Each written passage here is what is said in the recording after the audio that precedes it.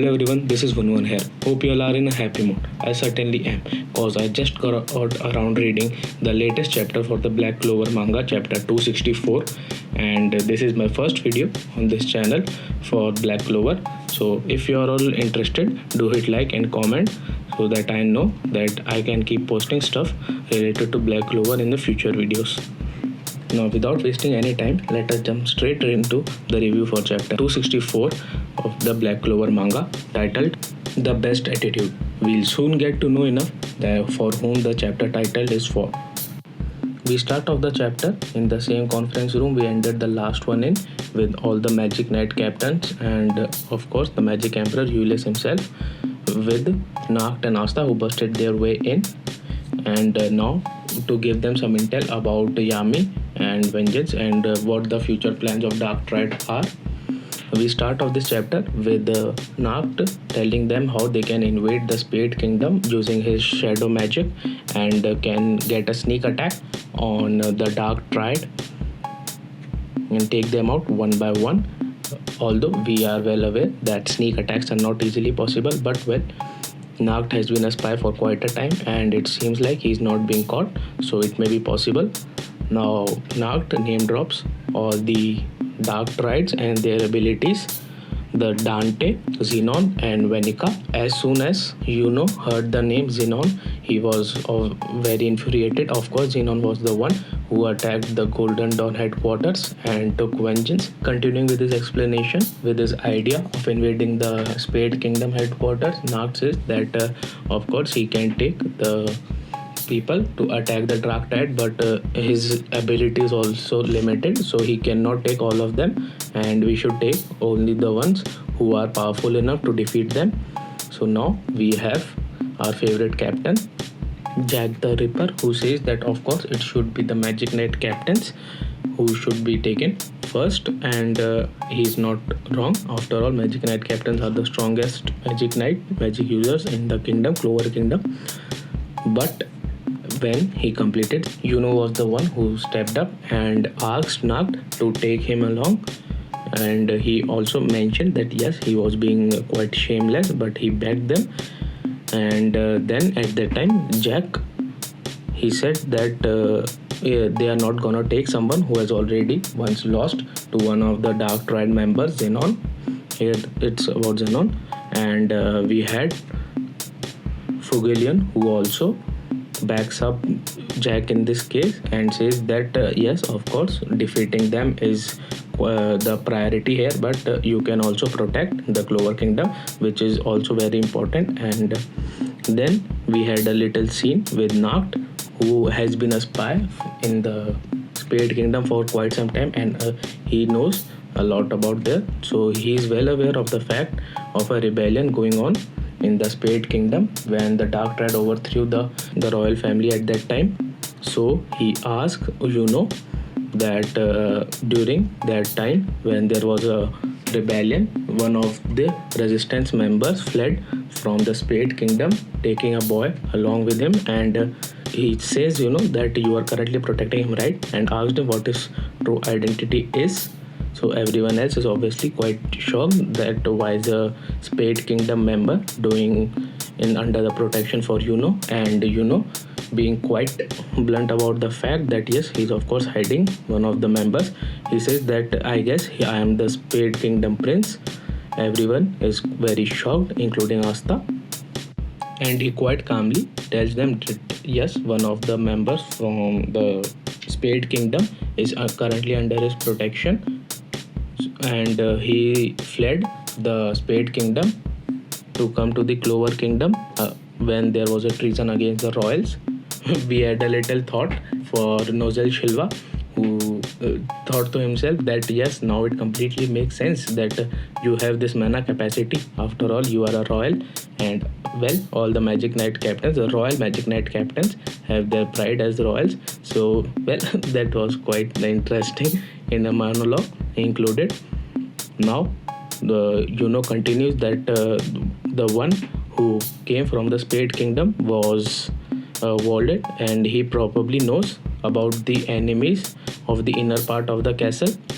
But as soon as he completed, or I should say he was interrupted by Jack the Ripper. He says that they have another reason for not letting go to the Spade Kingdom to protect the Magic Knights captains. For him, there's a possibility of being a spy, but is currently quite infuriated, and he continues that it does not mean anything unless he is the one who saved Captain Vengeance.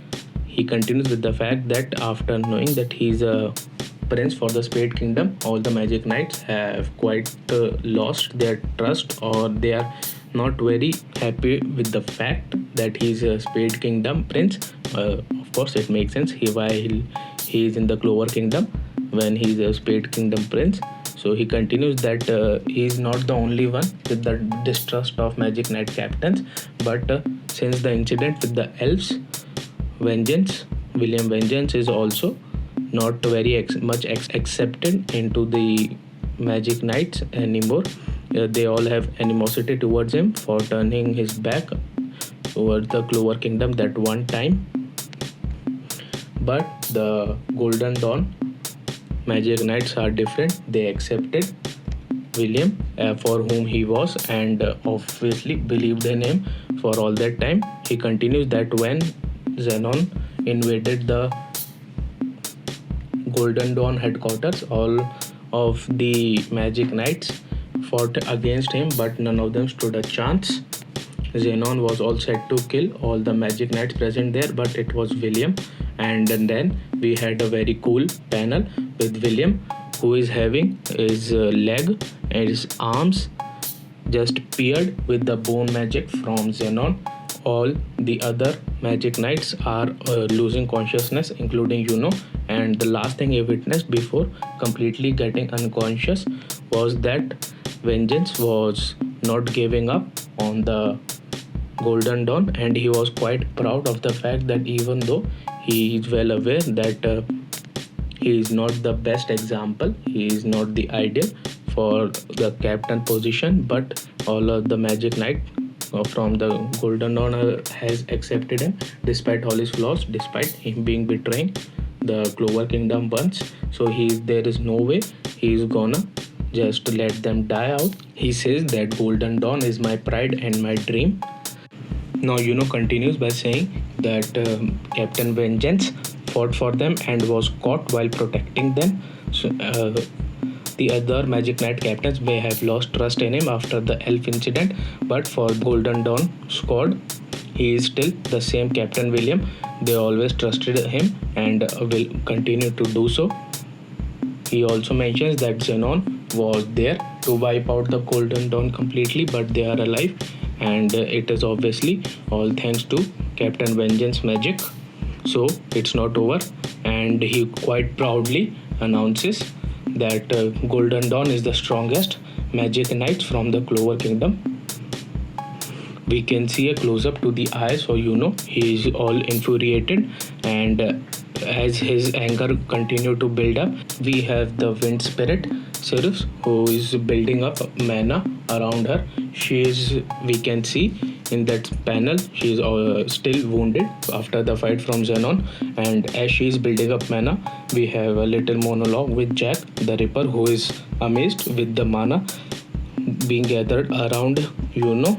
He continues saying that you are already spitting up bullshit, but we have a very cool scene with Siruf, who interrupts Jack the Ripper himself, saying that you shut up, I am building up mana right now to beat up that bone magic user, and now saying that with this magic will never lose again.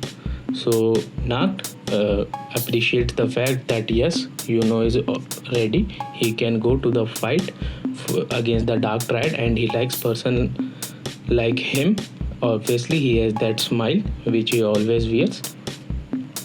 After the first revelation of being prince from Spade Kingdom, Asta was shocked, but now we can look at his face. He is no longer thinking about that. He says that is no one else. Nacht continues saying that they will invade the Spade Kingdom in 2 days, and in the further details for the operation, will be passed down at that time. Yuno and Asta are both excited to fight the Dark Triads as it is their captains who have been captured, so it makes sense for them to go. Now Fugelion brings up that they should probably ask for help from the Heart Kingdom. We did not mention them in this chapter at all.